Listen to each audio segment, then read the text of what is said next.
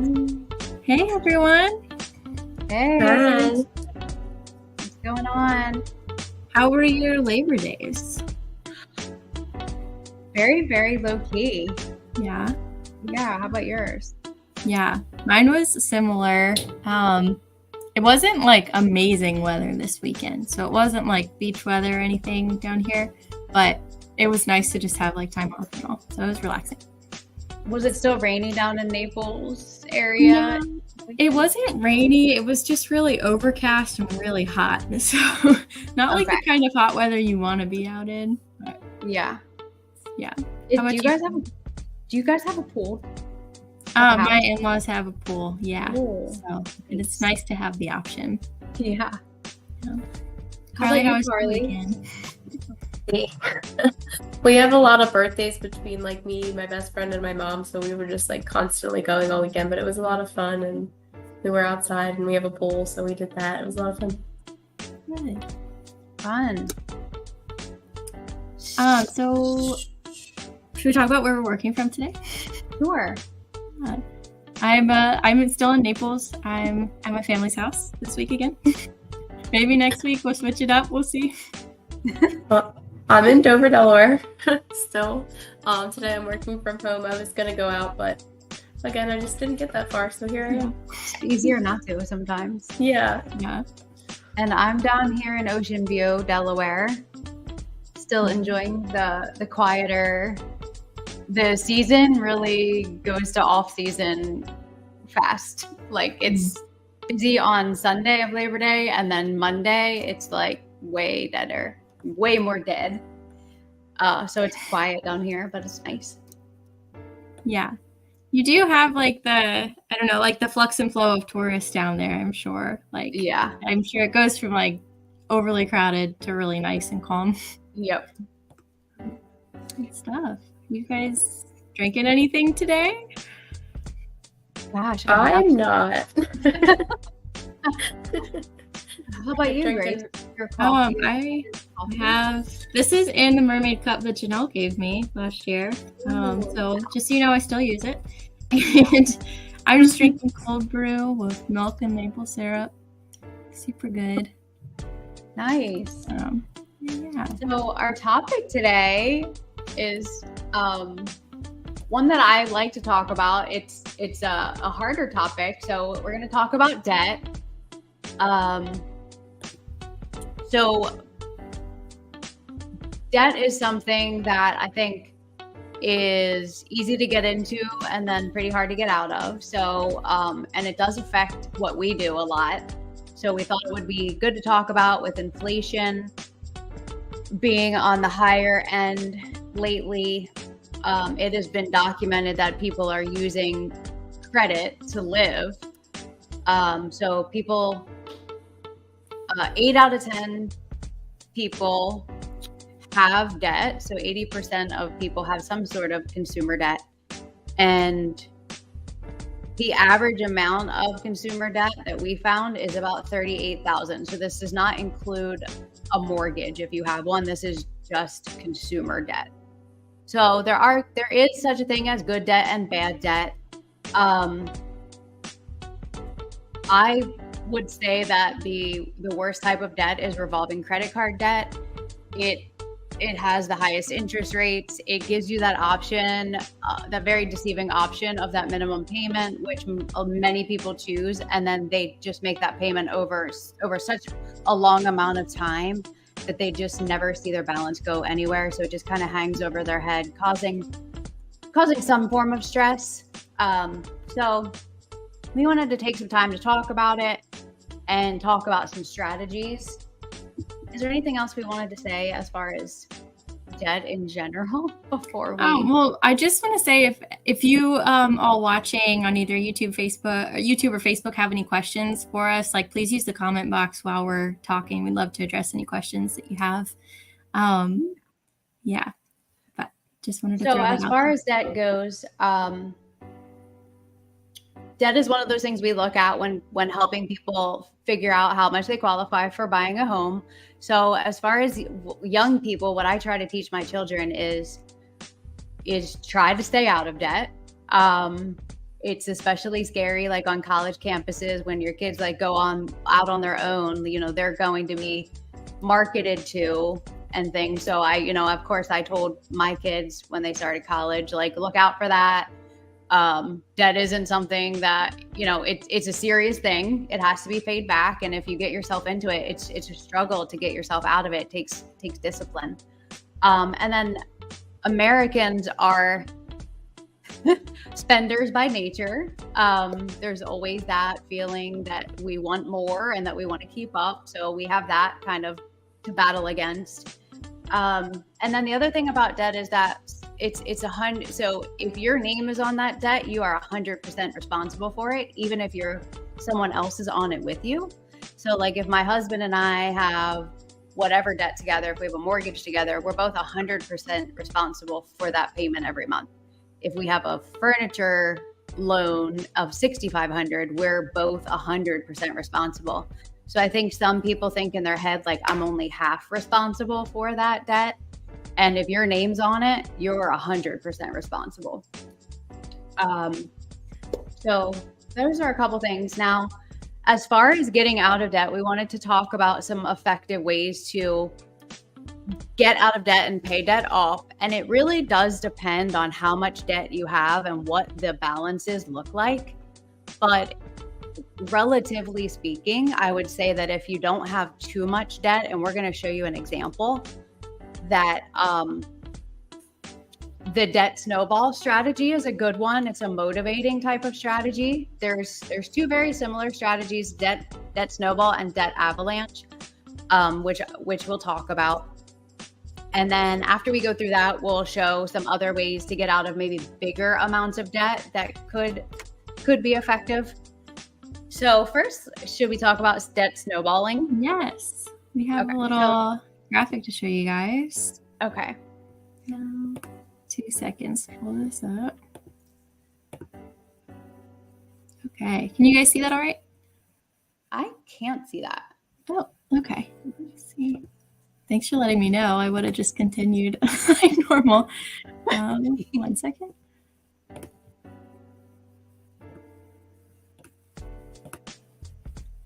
All right. Oh, and by the way, while we're working on getting, it's not on the screen yet. We are giving away a budgeting bundle this week, which I think budgeting is fun, and I think it's good to make it fun, kind of like gamify it so that you're getting some results and that you can track them. So we're giving away a book called How to Adult. It's a fun book about, personal finance.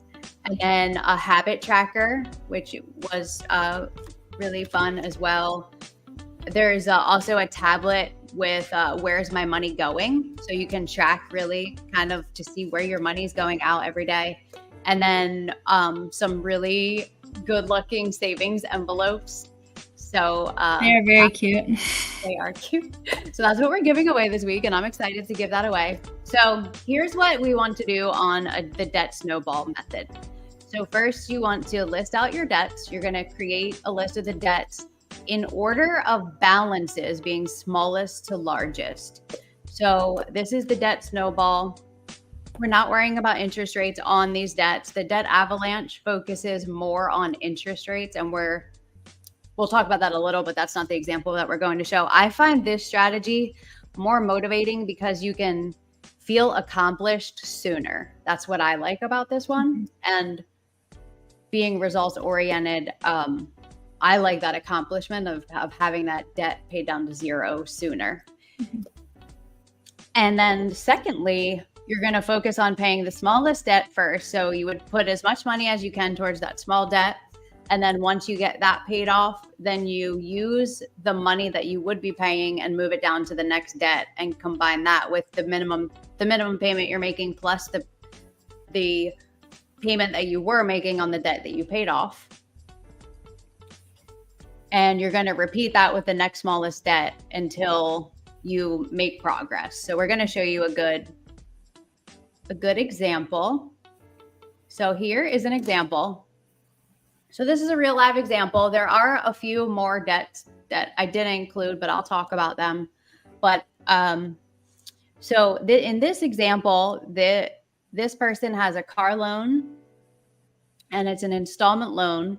They are at the end of their car loan and the balance that they have is $407. So a payment and a tiny bit left. So that loan is set to be paid off in October. And the payment on that is that $364 to the upper right there. So when that gets paid off, that one will be down to zero. Now, if for some reason you don't have a loan that's going to be paid off like in such a short time like that, what you would want to do is find ways to create savings. So could it be you have a Y membership that you haven't gone to the Y in 3 years? You could get rid of that and free up maybe $99 a month. Could it be that you get coffee 5 days a week, but you could bring that down to 2 days a week, and then you free up some savings there?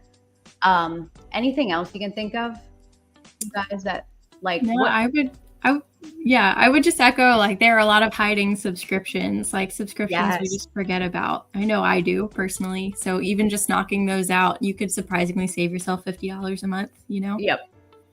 One thing that I did recently, my car insurance for myself and the kids just kept creeping up and creeping up and creeping up. And by the time Bella's car insurance got to $270 and she's going to be driving it like 10 miles for the next 6 months, I was like, okay, I've had it. We are shopping this. So I ended up saving $193 monthly on 3 of our policies.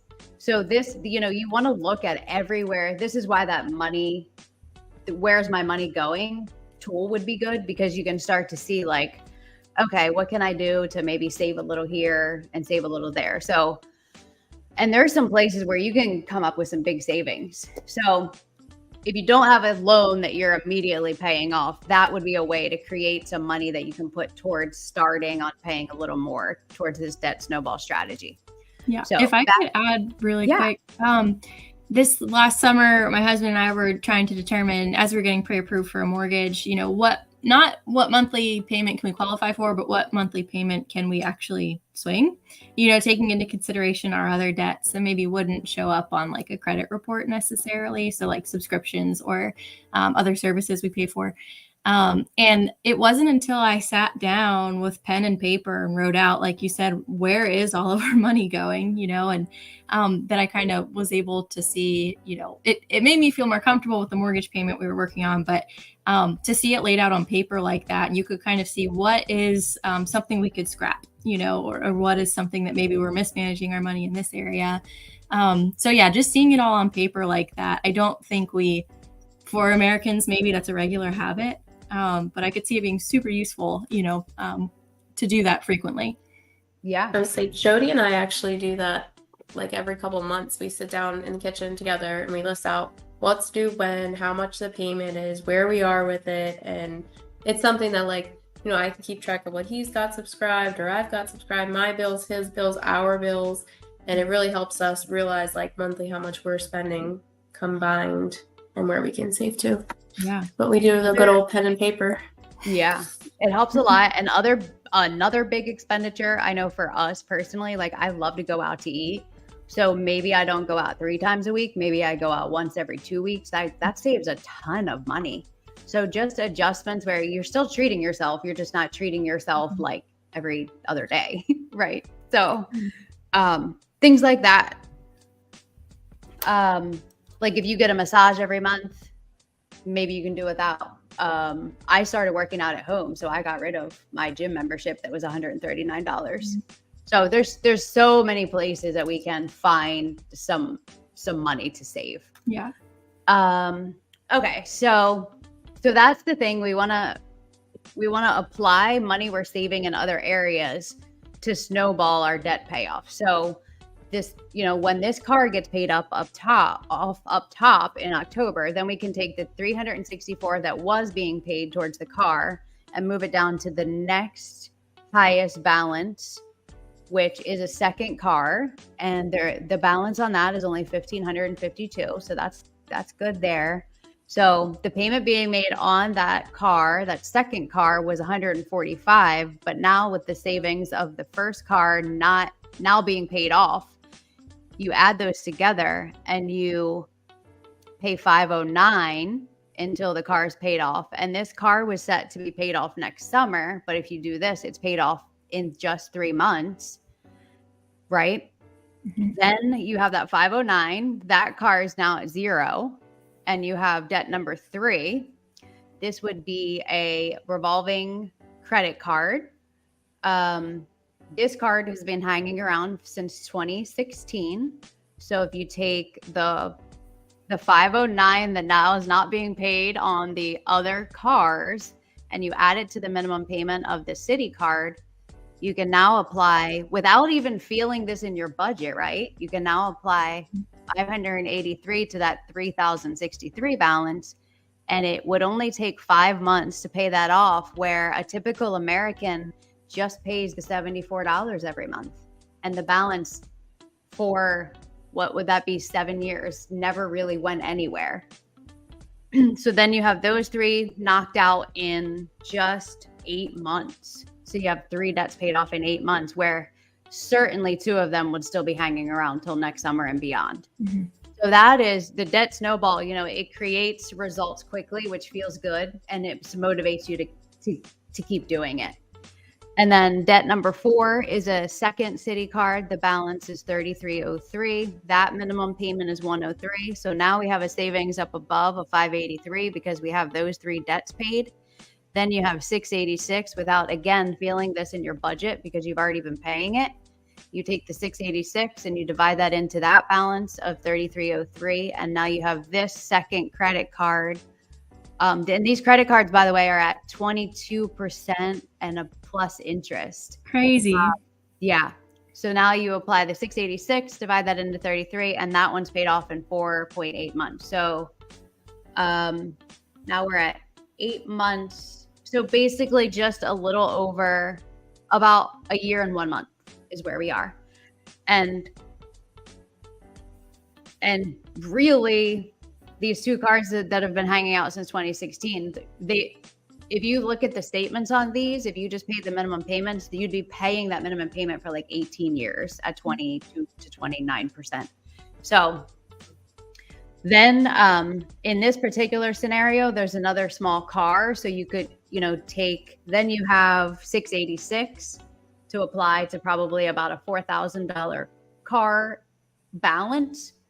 And then you take the minimum payment on that one was $145. So you add the $686 to $145 and you do the same thing on the car. So just a way to get out of debt sooner. And then it puts you in a position to be able to save money, have an emergency fund, and then maybe use it towards something that can benefit your life, right? Mhm. Buying a home, going on a vacation, maybe using just a portion of it to go on vacation, and anything else you can think of, really. Besides getting back into debt. Yeah. Let's do that, right? It's so wild to see the 8,232 number, as yearly what we had been putting toward that debt. It's just wild. Wow, well, So this is great. I hadn't really heard too much about this concept before you had mentioned it, but I like how you mentioned it's kind of like if you're really into seeing numbers shrink or like boxes checked off, this would be a great strategy. Yeah, so that's the type of thing that motivates you. This would be a good strategy. Now you could look this up. It's called Debt Avalanche. So it focuses on taking your highest interest rate debts first and listing those in order. Now, you will end up paying less in the Debt Avalanche, but the results, you're not getting results as quickly, so you might not stick with it. So who knows, I tend to like the debt snowball a lot. I get pretty excited about it. Now I think relatively speaking, those debt loads are pretty low compared to the average American. So let's say that you have higher balances on credit cards. Let's say you have like one for 15,000 and one for 22,000, then that's going to take longer with this method. And there could be some other ways to get out of debt quicker or get some relief if you're really like busted at the seams on your budget, there could be some relief in doing like a debt consolidation, either with a first mortgage or with a home equity line of credit. I really take a look at these scenarios and we figure out the cost benefit analysis. There's so often times that I don't recommend a refinance, depending on the entire situation. So it really has to be a need to, to get some payment relief quickly. Can we show a debt consolidation scenario? Yeah, absolutely.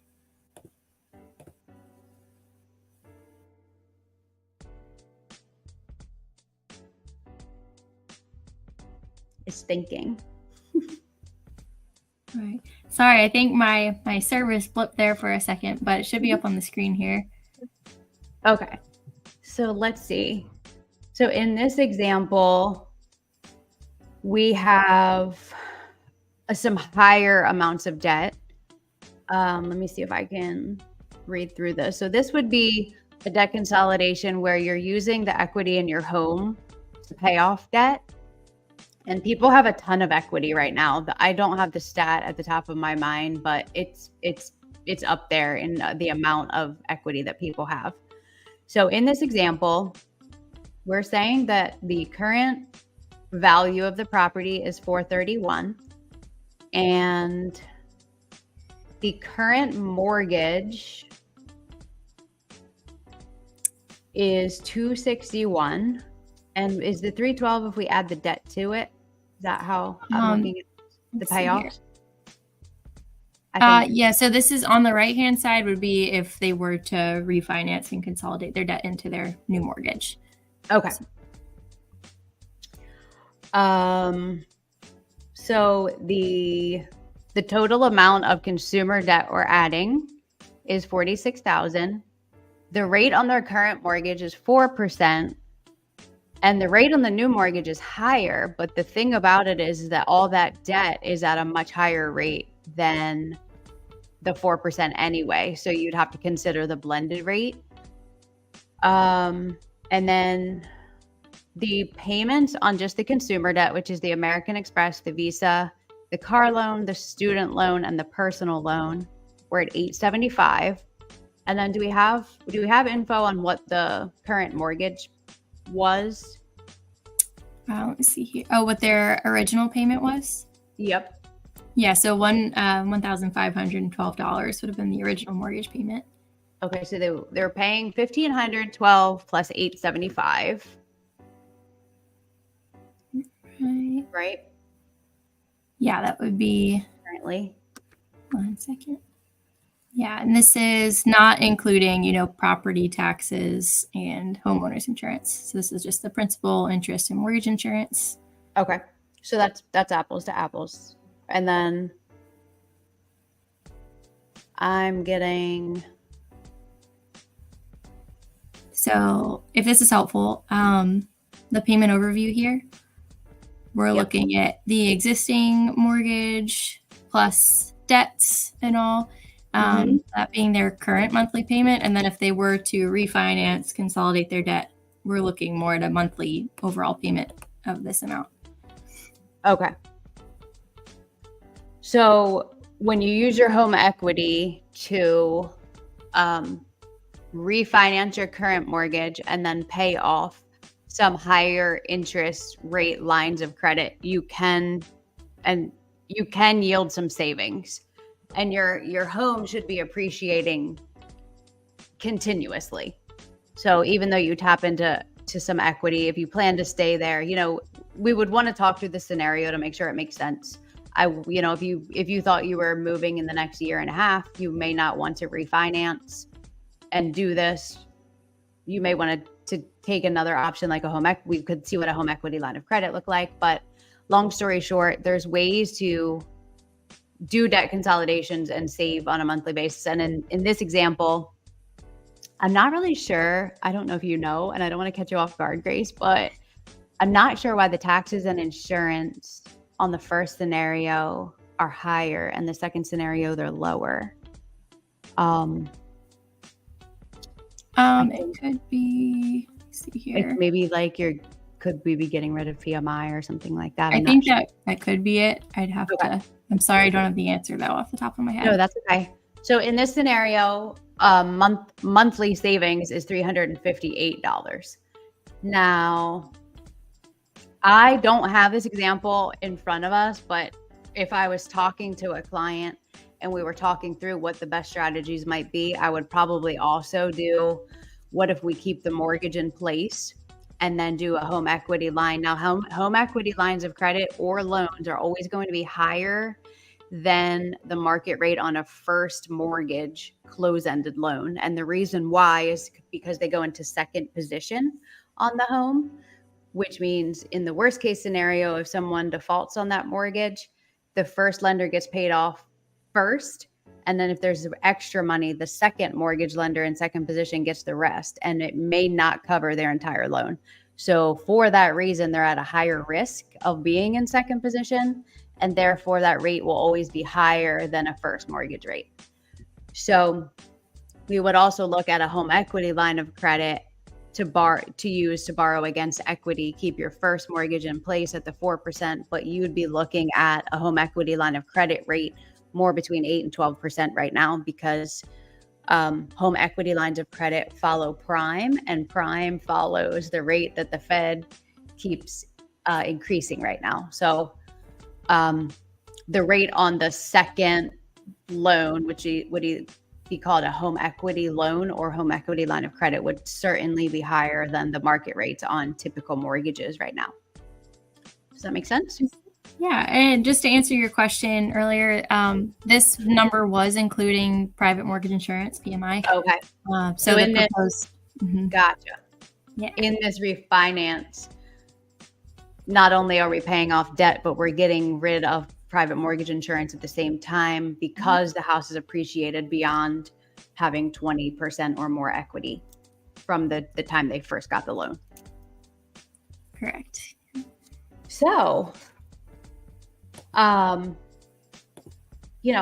it is what it is. Americans are spenders. That's kind of how we've been groomed. Once you get into debt, it's hard to get out of quickly and easily if you get yourself into enough of it. My advice again to young people is to try to stay out of debt as much as possible.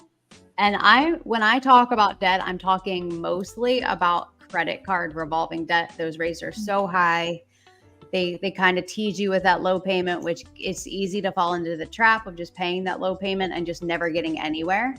And again, there's good debt and bad debt. Mortgages tend to be known as good debt because you're leveraging against an appreciating asset. So even though you're borrowing against it, it is still creating wealth for you in the difference between the value and what you owe. So you would always want to keep track of the amount of equity you have, the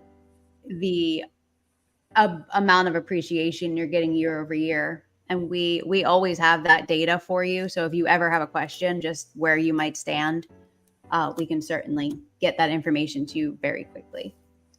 Definitely. But I think that covers it. Does it? Can I ask you one question? Yeah. Besides anything you've mentioned on the call today, is there one either like savings or, let's say savings, like strategies that you use in your own personal finance or debt payoff?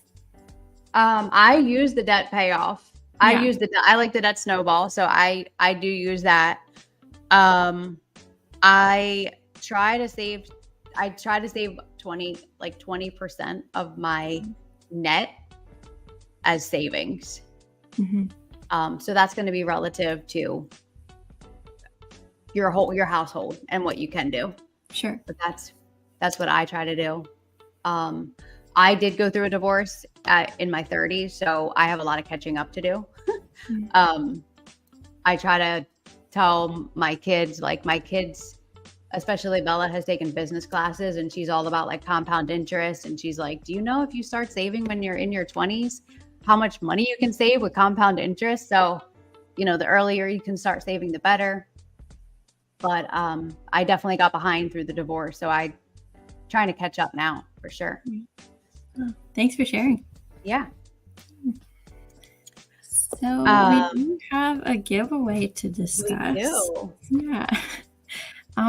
Last week we went over some of our favorite products right now. So we are giving away one of each of our favorite products that were listed. So we've got our handy dandy wheel ready to draw a winner from. All So I'm gonna right. pull that up. All right. Let's see here. Who is it gonna be? Are you guys able to see that? It is up now. Yes. Okay, perfect.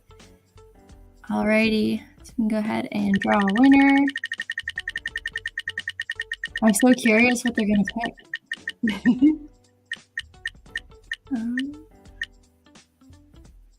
Yeah. Yay. Congratulations. Sheila always has been very supportive of our business and our page and shares. So thank you, Sheila, for always supporting us. Yes. And you get to pick one product that each of us mentioned. So you'll get 3 total products from the ones that we talked about last week. So hopefully you'll have fun with that. And we can meet up. I'll be up in Cecil County for a couple weeks. So hoping to make some happy deliveries. Yeah. And then if you'd like to join our giveaway drawing for our budgeting bundle, just like and share this post and then comment one financial goal or tip that you have. Because we'd love to hear from you guys what's working for you, what your goals are. And then on our next episode, we will draw a name for the winner. Sounds like a plan. All right. Thanks, See you guys. next time. Yeah. Bye. Bye.